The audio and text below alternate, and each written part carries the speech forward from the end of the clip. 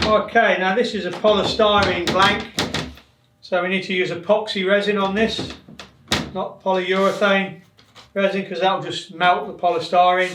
So if it's polystyrene, if it's really bubbly, you've got to use epoxy resin.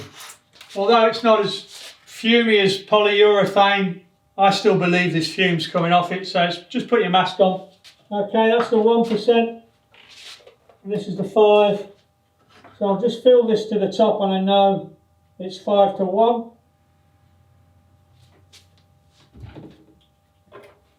Lid back on.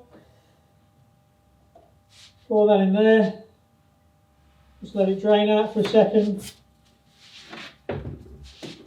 This is Q-cell powder. This is what's going to foam it up and make it thick. Also slows the heat down so it dries nice and evenly.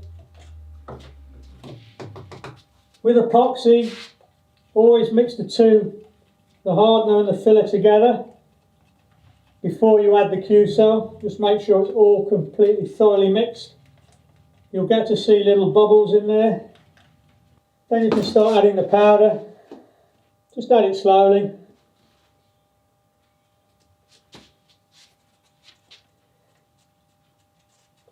It'll seem like you're mixing it for ages and nothing's happening.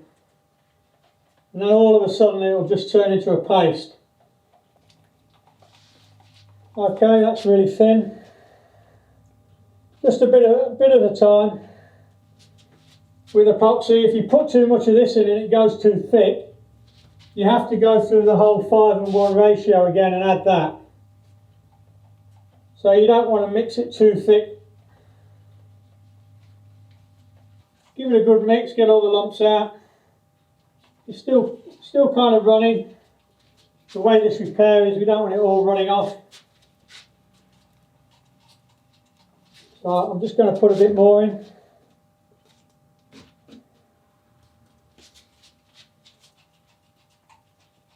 That's good. So I'm just going to lift the board up slightly. Just get it level.